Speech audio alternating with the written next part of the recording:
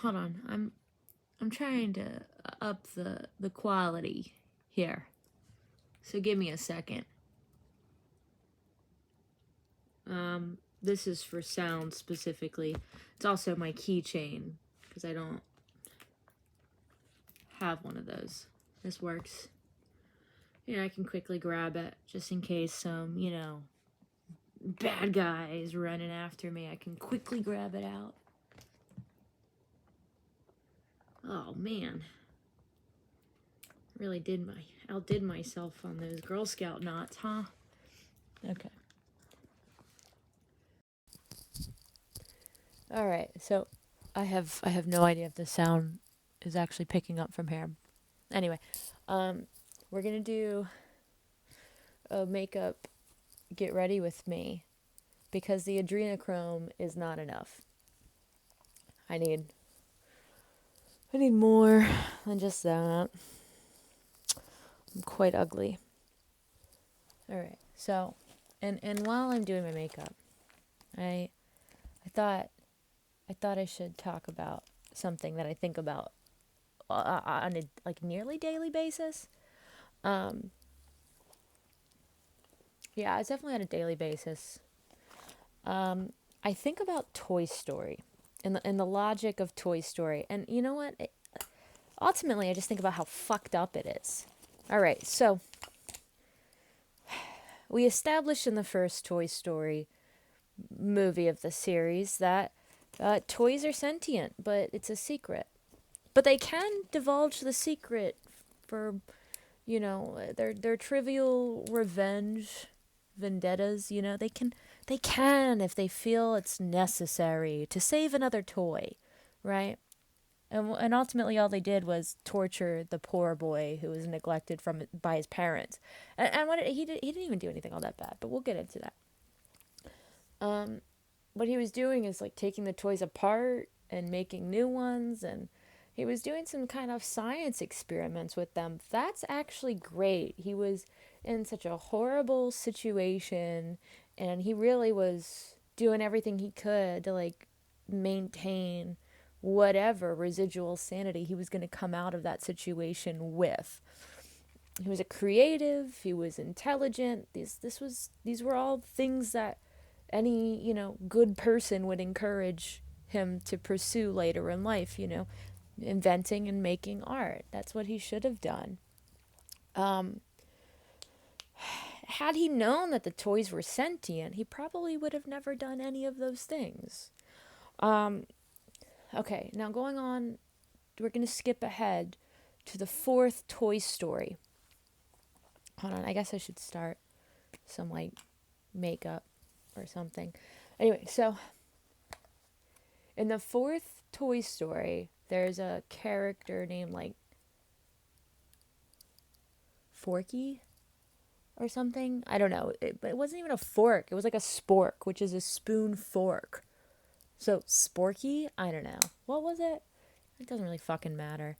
The point is, it's the fact that it wasn't a traditional toy, but within the Toy Story logic, anything with the right amount of creativity can be a toy. Now, this makes me question some things. This makes me question whether or not a face on a pancake is a toy. And if it is it because the face exists, or is it just imaginative? Right? Is it the fact that I could imagine it being a face? Then that's where the magic of sentience comes from. I have already washed my hands. This is how I do my makeup, okay? All right. So if it ultimately just comes down to imagining, right?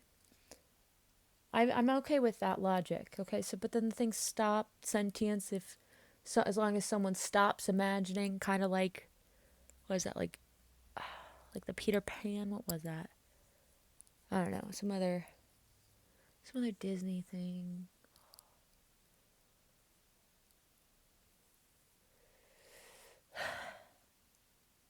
Was that Rudolph?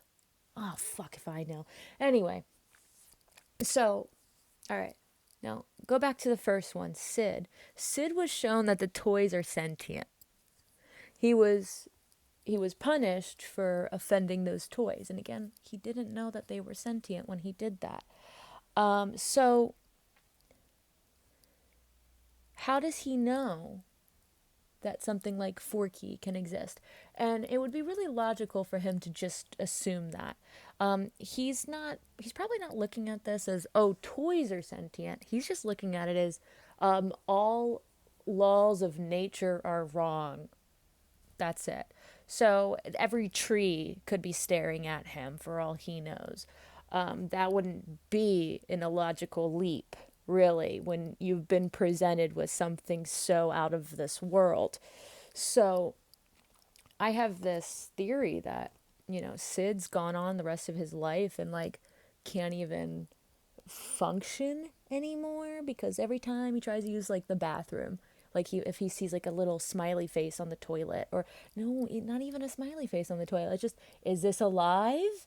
Oh, so then maybe he goes to shit in a bucket, and then he's going to shit in the bucket, and then he's looking at the bucket like, oh God, what if the bucket's also alive?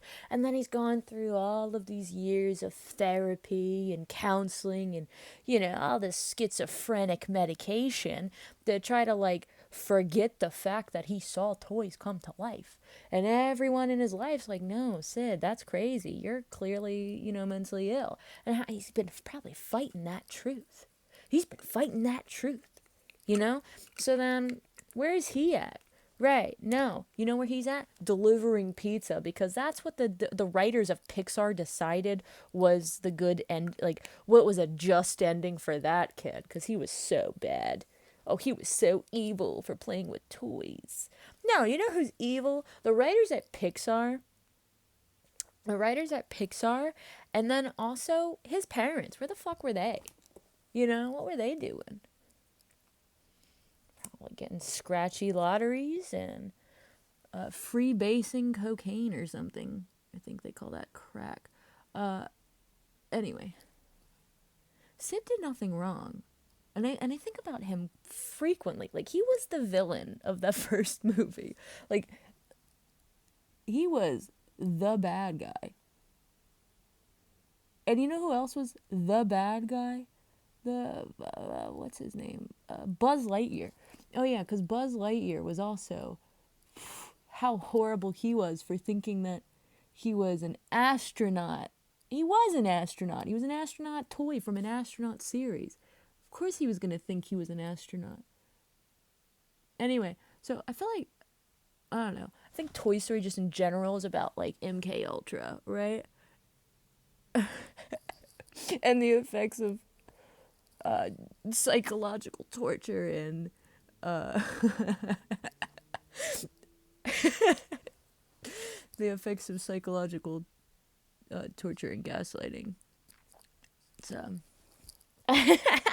it's a real, it's really dark stuff, and I don't think anyone else picked up on that.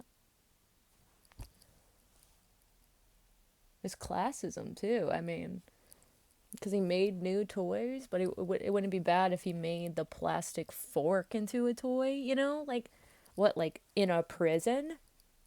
Yeah. I feel like they probably have sporks in prison. And that's where they want him to go. Your parents can't afford to buy Buzz Lightyear and Woody, which they're like $50 toys. So he needs to go to prison because he's such a bad kid. And, I just feel like that's not right.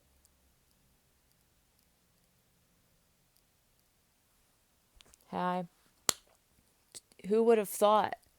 Toy Story. It's about classism in the prison industrial complex. Sid did nothing wrong. Sid did nothing wrong. And we need justice for Sid. We need justice for Sid. There's a new there's a new Toy Story coming out.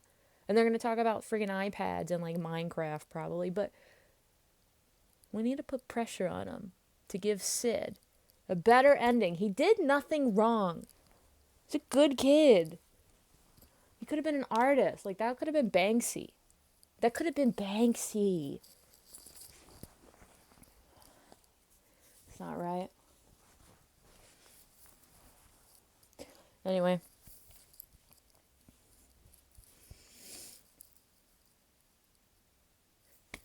Justice for Sid.